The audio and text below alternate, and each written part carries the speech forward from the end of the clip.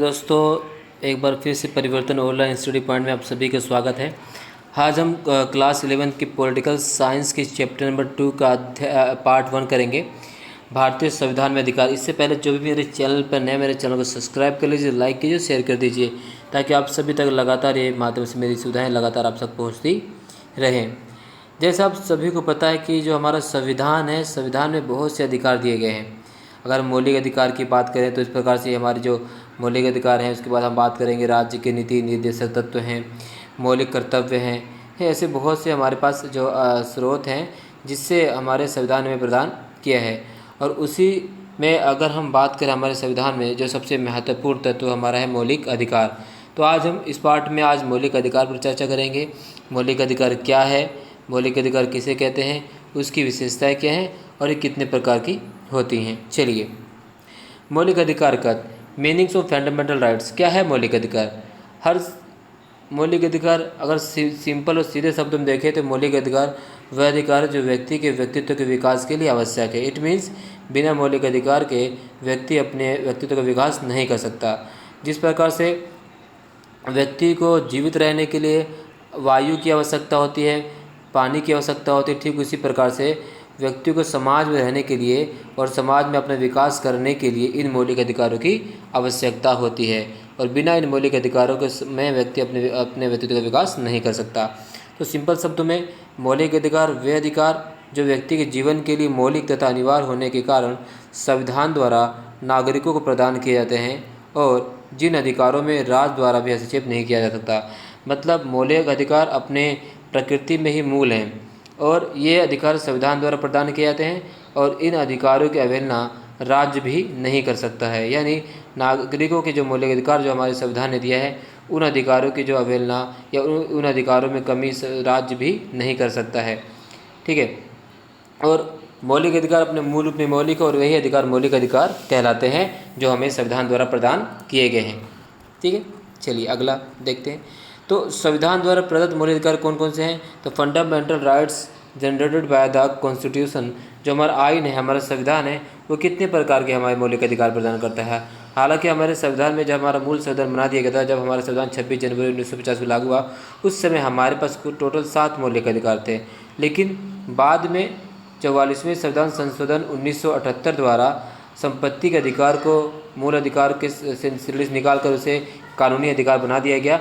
अब हमारे पास कुल 6 मौलिक अधिकार बचे हैं।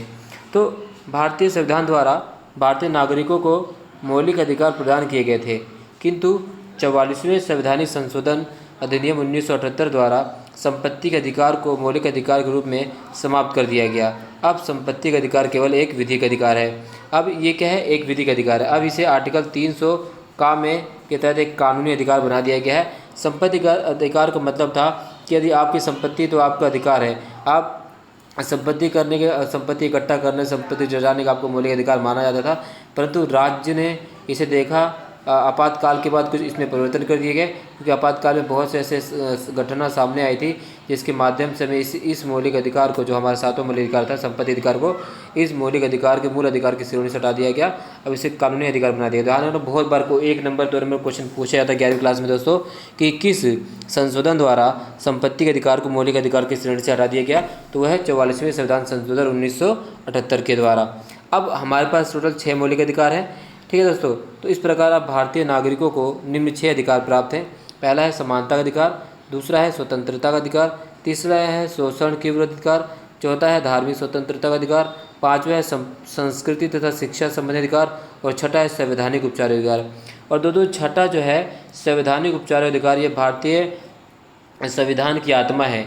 डॉक्टर भीमराव अम्बेडकर ने कहा है कि यदि भारतीय संविधान में संवैधानिक उपचारों का अधिकार निकाल दिया जाए तो संविधान का कोई महत्व नहीं रह जाता, यानी कि मौलिक अधिकारों का कोई महत्व नहीं रह जाता। याद रखना, बहुत ही इंपॉर्टेंट प्रश्न दोस्तों। मैं आपको ऐसे इस तरह से बताऊंगा कि आप 11वीं क्लास 12वीं का किसी भी क्लास में आप पढ़ें तो इससे अधिकार से आप समझ सकते हैं।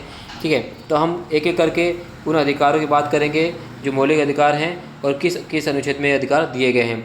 तो चलिए मूल अधिकार के प्रकार की बात करते हैं। तो पहले की बात करेंगे समानता का मूल अधिकार। ये किस में बताया गया दोस्तों?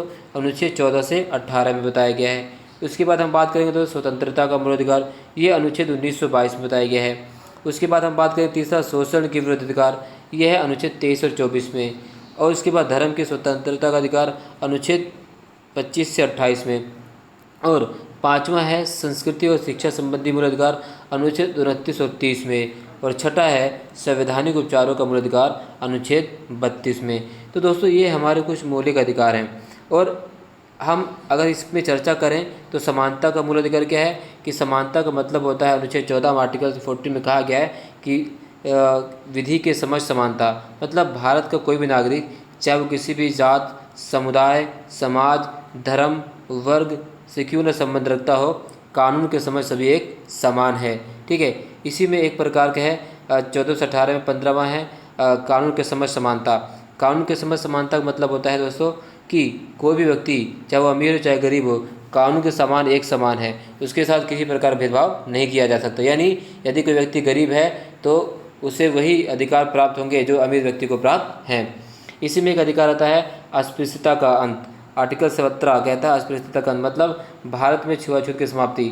ऐसे आपने देखा होगा कि आज़ादी से पहले भारत में अनेक प्रकार की ऐसी परंपराएं थी जिसमें जो निम्न वर्ग के लोग थे उन्हें सार्वजनिक स्थानों पर जाने नहीं दिया जाता था, छुआछूत की भावना पैदा हो जाती थी। तो इस प्रकार को ख़त्म कर दिया गया आर्टिकल 17 में। ठीक है दोस्तों, अब अगर हम इसके बाद अगर हम स्वतंत्रता का मूल अधिकार बात करें, अनुच्छेद 19 से 22 में स्वतंत्रता का मूल अधिकार की बात की गई है।